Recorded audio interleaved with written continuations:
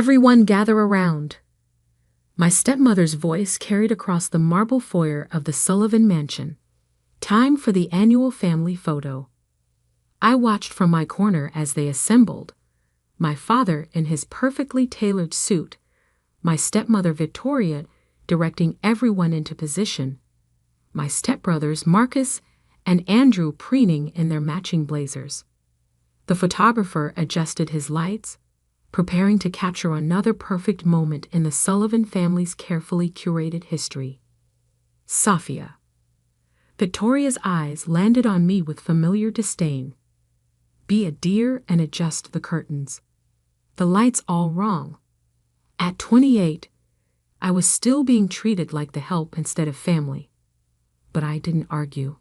I simply nodded and moved to the windows, knowing I wouldn't be invited into the frame. I hadn't been part of a family photo since I was 8 years old. Since Victoria had married my father and decided the daughter from his first marriage didn't fit her vision of the perfect family. Perfect, the photographer exclaimed. The Sullivans really are America's perfect business dynasty. If only they knew. Behind my quiet exterior, I smiled slightly. They had no idea that the security cameras recording this moment, like every moment in the Sullivan mansion, belonged to my company.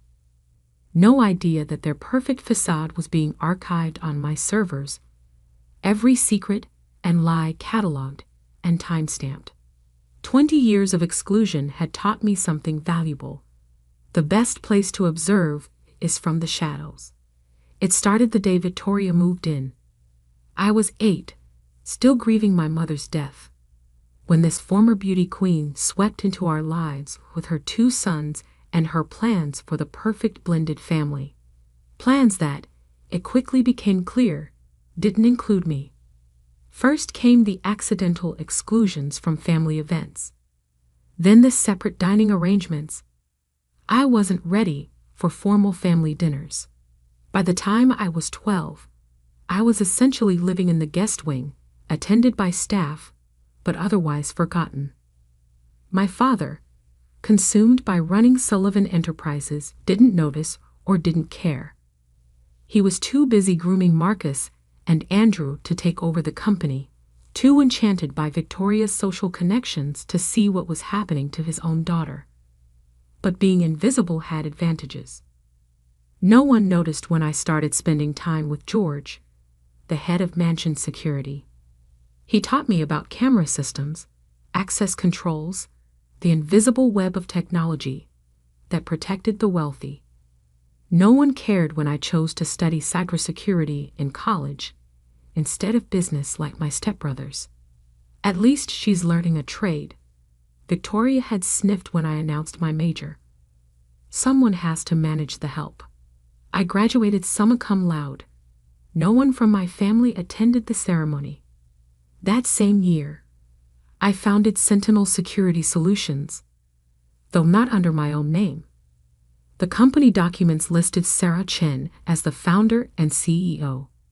My college roommate had been happy to play the role of public face, understanding what I was building, because while Victoria was busy planning galas and Marcus and Andrew were playing at being executives, I was creating something powerful, starting with small contracts, building a reputation for excellence and discretion. Sentinel Security grew rapidly. The wealthy love their privacy, and they'll pay handsomely to protect it. Within 5 years, Sentinel was providing security for half of New York's elite, including, through a series of shell companies and subsidiaries, the Sullivan family. Victoria herself had insisted on upgrading the mansion's security after a series of high-profile home invasions in their social circle. She never looked closely at the company's ownership, never questioned why their bid was slightly lower than competitors. And so I watched. Every meeting, every private conversation, every backroom deal, all captured and stored on my secure servers. I saw Marcus embezzling from the company accounts, Andrew's drug habits and gambling debts, Victoria's secret meetings with business rivals. Most importantly, I saw my father's transformation from respected businessman to willing participant in corporate fraud. The perfect family's perfect facade was built on lies, corruption, and stolen money, and I had proof of all of it. Safia. Victoria's sharp voice pulled me from my thoughts. Stop dawdling with those curtains.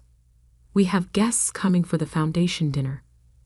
The foundation, Victoria's pride and joy, the Sullivan Family Charitable Foundation. On paper, it supported children's education. In reality, it was a sophisticated money laundering operation. The security cameras had captured plenty of evidence of that too. Yes, Victoria, I said quietly, adjusting the curtains one final time. As the photographer packed up his equipment, my phone buzzed with an alert from Sentinel's monitoring system. Another suspicious transfer from the foundation's accounts. $3 million moved through a series of shell companies before disappearing into an offshore account. I added it to my growing file of evidence. The question wasn't if I would expose them, but when. That evening's foundation dinner was exactly what you'd expect. Wealthy donors writing checks, Victoria making tearful speeches about helping underprivileged children, Marcus and Andrew working the room like the corporate princes they pretended to be. I stood in my usual corner, watching the security feeds on my tablet. Every camera angle perfect, every conversation recorded in crystal clear audio. Quite an operation you're running. I turned to find James Carter beside me, the FBI's lead investigator for financial crimes, though no one at the party knew that. He was here undercover, investigating rumors of corporate fraud at Sullivan Enterprises. I don't run anything, I said carefully. I just manage the security systems. He smiled slightly. Ms. Chen, you mean? Or should I say Ms. Sullivan? My heart stopped. I don't know what you're talking about. Relax. He sipped his champagne. Your secret's safe. We've been watching Sentinel Security for months. Very impressive work. Almost as impressive as the evidence you've been collecting. I studied him carefully. What do you want? Partnership. We're building a case, but your surveillance records would make it airtight. Together, we cooled. Safia. Victoria's voice cut through the crowd. Stop chatting and check the cameras in the East Wing.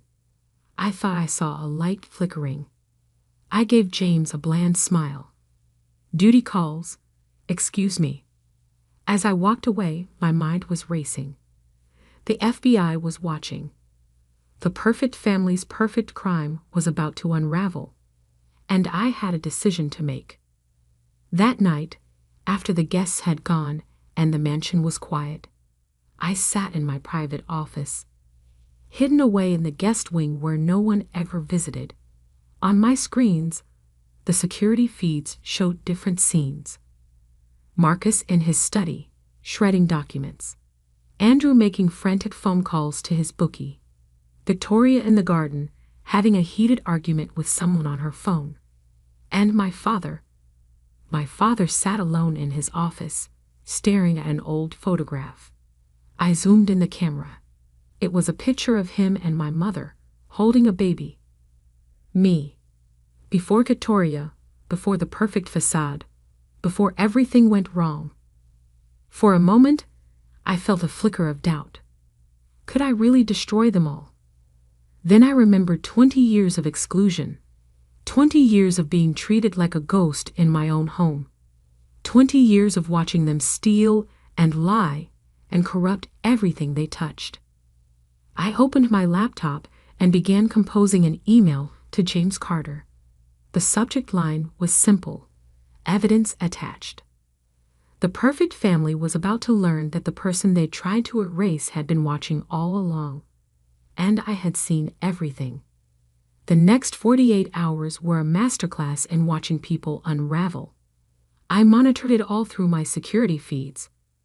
watching each family member react to the first tremors of their world collapsing. It started with a phone call to Marcus from the company's chief financial officer. The SEC is asking questions. The CFO's voice crackled through my perfectly placed microphones. They're auditing all foundation transactions from the past 5 years. Marcus paced his office, running hands through his perfectly styled hair. Stall them. Use the usual procedures. They've frozen the offshore accounts. All of them. I watched the color drain from my stepbrother's face as he realized their usual escape routes were closed. In another feed, I saw Andrew receiving similar news from his private banker. All his secret accounts, the ones he used for gambling debts and drug payments, were suddenly inaccessible. Victoria took longer to notice something was wrong. She was too busy planning the foundation's next gala, ordering staff around with her usual imperial manner, until her personal assistant interrupted with an urgent message. "Mrs. Sullivan, the New York Times is on the line. They're asking for comment about allegations of money laundering through the foundation." I zoomed in on Victoria's face just in time to catch her perfect mask crack. For a split second, real fear showed through. My father was the last to know. I watched through the camera in his office as Marcus burst in, waving his phone. "Dad, we have a problem. Someone's talking to the feds. Someone who knows everything." For the first time in years, I saw my father look old, tired. "What do you mean? Everything?" "The foundation, the offshore accounts, the fake contracts, all of it. They have documentation, video recordings, audio files." My father's eyes narrowed. "Video recordings?" "From our own security systems." Marcus was practically shouting now. "Every meeting, every conversation, it's all been recorded." I smiled, watching my father's face as realization dawned. He looked straight at the camera in his office, the one he'd never paid attention to before. For a moment, I thought I saw recognition in his eyes. Then Victoria swept in, already in damage control mode. I called the lawyers, all of them, and the PR team. "We need to present a united front." She looked around the office. "Where's Sophia?" My father frowned. "What does Sophia have to do with this?" "She manages the security systems." Victoria snapped. "If someone's been accessing our cameras." "You mean the cameras you insisted we upgrade?" My father's voice was quiet. "The contract you pushed through without review." Victoria's perfect composure slipped again. "What are you suggesting?" "Nothing." He turned to stare out the window. "Nothing at all." I switched feeds to the mansion's entrance just in time to see 3 black SUVs pull up. FBI agents emerged, led by James Carter. "Right on schedule," I murmured. My phone buzzed. A message from Sarah Chin, my public face at Sentinel Security. "They're moving on all locations simultaneously. 15 federal warrants being executed right now." I sent back a thumbs up, then switched my attention to the main foyer camera. Victoria was trying to prevent the agents from entering, waving papers from her lawyers. "This is harassment. We're upstanding members of the community." "Mrs. Sullivan." James Carter's voice was polite but firm. "We have warrants for the arrest of Marcus and Andrew Sullivan on charges of fraud, money laundering, and conspiracy. We also have a warrant to seize all electronic devices and security recordings from the premises." "Security recordings?" Victoria's voice rose an octave. "But those belong to Sentinel Security. You can't." "Actually," Carter smiled slightly, "we have full cooperation from Sentinel's CEO, Ms. Chin. Or should I say?" He looked directly into the nearest camera. Miss Sullivan?" The silence that followed was deafening. I watched Victoria's face as she processed what he'd said, as she finally understood who had been watching all along. "No," she whispered. "That's impossible. She's nothing. She's no one. She," my father said quietly, "is my daughter, the one you told me to forget." I switched feeds again, watching as agents led Marcus and Andrew out in handcuffs. My stepbrothers were shouting about lawyers, about family loyalty, about how this must be some mistake. But my attention was on my father. He stood in his office, staring at that old photograph again. Then he did something that surprised me. He walked to the camera and spoke directly into it. "I'm sorry, Sophia.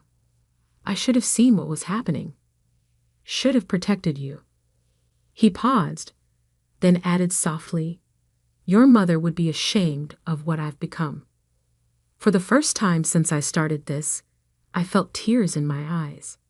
My phone buzzed again. Another message from Sarah. They found the Foundation's real books. Victoria's being arrested too. I watched through the cameras as they led my stepmother out. Her perfect hair was mussed, her designer outfit wrinkled. She was crying, mascara running down her cheeks. "This is your fault," she screamed at my father. "You and your precious first wife's daughter.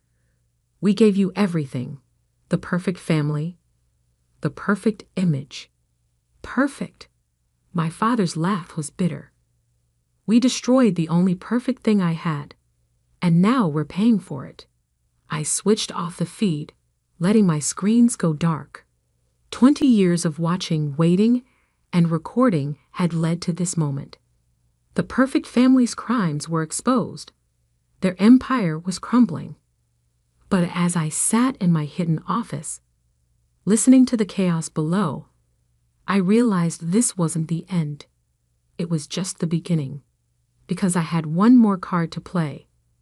One final revelation that would change everything. And this time, I wouldn't be watching from the shadows. This time, I would step into the light. The Sullivan mansion felt different without the perfect family. Empty rooms echoed with memories. Security cameras watching silently as federal agents boxed up evidence of 2 decades of fraud. I sat in my father's office, now my office, reviewing the final piece of evidence I hadn't turned over to the FBI. A video from 15 years ago, captured by the old security system. The one Victoria had insisted on replacing with my company's equipment. On the screen, my father and Victoria stood in this very room, arguing about me. "She's becoming a problem," Victoria said, pacing in agitation. "She's too smart, asks too many questions.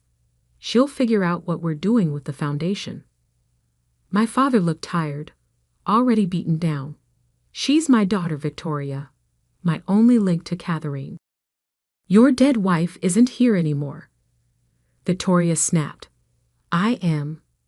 And I'm telling you, either the girl goes to boarding school, or our arrangement ends. Choose." I watched my father's face as he made the choice that would shape all our lives. "I'll make the arrangements." 2 weeks later, I was shipped off to a boarding school in Switzerland. The perfect solution. Far enough away that I couldn't interfere with their schemes, but expensive enough to maintain the family's charitable image. What they hadn't counted on was that my exile would give me exactly what I needed: distance, perspective, and time to plan. My phone buzzed. James Carter calling. "The DA is offering deals," he said without preamble. "Marcus and Andrew are ready to flip on Victoria. They're claiming she masterminded everything." I smiled. "And the evidence I sent this morning?" Game changer. Victoria's lawyers are already reaching out for plea negotiations. The evidence in question was devastating. Videos of Victoria meeting with known money launderers, Audio recordings of her threatening employees who asked questions. Paper trails showing her systematic looting of the foundation. "What about my father?" I asked quietly. Carter sighed. "He's cooperating fully. His lawyer thinks with his age and health, he might avoid jail time. But the company will need new leadership," I finished. Because that was my final card. The one I'd been holding back until now. While Victoria had been busy destroying the family's legitimate business, I had been quietly buying shares through various shell companies. Combined with my father's shares, which would be forfeited under the plea agreement, I now controlled 51% of Sullivan Enterprises. The prodigal daughter wasn't just back. She owned everything. A knock at the office door made me look up. My father stood there, looking older than his 65 years. "The FBI said I'd find you here," he said softly. I gestured to the chair across from me. He sat down heavily, his eyes moving to the security camera in the corner. "All these years," he murmured, "you were watching, building your own empire while we destroyed ours." "Not destroying," I corrected, "transforming. Sullivan Enterprises can be legitimate again, ethical." He studied my face, really looked at me, perhaps for the first time in 20 years. "You look so much like your mother. She would have been proud." "Would she?" I turned my laptop so he could see the old video still playing. "Proud that you chose Victoria's schemes over your own daughter." He flinched. I was weak, afraid of losing everything if Victoria exposed my early frauds to the board. But in trying to protect our wealth, I lost something far more valuable. Your soul, my daughter. Silence filled the room. Through the windows, I could see federal agents leading the last of Victoria's conspirators out of the mansion. I reviewed the plea agreement. I said finally, "You'll avoid prison by forfeiting your shares and testifying against Victoria. The company will need a new CEO." He nodded wearily. "Marcus and Andrew are going to prison. Victoria will follow. It's over." "No," I said quietly. "It's just beginning." I handed him a folder. My plans for restructuring Sullivan Enterprises. Clean energy investments, technological innovation, legitimate charitable work. Everything the company could have been without Victoria's corruption. "You're taking over," he said. It wasn't a question. "I own controlling interest now. The board votes tomorrow, but it's a formality. The real question is, will you help me?" He looked surprised. "You want my help? After everything?" "Not as CEO, not even as an executive, but as my father." I met his eyes. "If you're ready to be that again." For the first time in 20 years, I saw tears in his eyes. "I don't deserve a second chance." "No," I agreed, "but I deserve a father. And this company deserves a chance to be something better than what Victoria made it." The next few weeks were a whirlwind of change. Victoria, facing overwhelming evidence, accepted a plea deal, 20 years in federal prison. Marcus and Andrew got lighter sentences in exchange for their cooperation, but they would still spend years behind bars. The board voted unanimously to accept my leadership, especially after I presented evidence that Sentinel Securities' profits could help offset the losses from the foundation's collapse. My father, true to his word, took a humble role as an advisor. Each morning, he would arrive early to help me review contracts and strategic plans. Each evening, we would have dinner together, just the two of us, rebuilding 2 decades of lost time. 1 month after taking control, I stood in the mansion's foyer, watching a different kind of photo shoot. This one was for Forbes magazine, a cover story about the transformation of Sullivan Enterprises. Ms. Sullivan, The photographer called. "Would you like your father in this shot?" I looked at the man who had once chosen wealth and power over his own daughter. He stood uncertainly to the side, just as I had done so many times before. "Yes," I said, "I would." As we posed together, I caught our reflection in the window. Behind us, the security camera watched silently. No longer a tool for exposing crimes, but a reminder of how I had turned my exile into strength. The perfect family was gone. In its place was something real, imperfect, complicated, but honest. My phone buzzed one last time. A message from James Carter. Victoria's appeals were denied. It's really over. I smiled, looking at my father as he proudly straightened his tie for the photo. "No," I whispered, "it's just beginning." Because sometimes the person they try to erase becomes the person who writes the ending. And in this ending, the forgotten daughter didn't just survive, she triumphed. The security cameras had seen everything, but more importantly, they had shown me who I really was. Not a victim, not an outcast, but a woman strong enough to turn 20 years of exclusion into an empire of her own. And this time, I wasn't just in the family photo. I was the one taking it.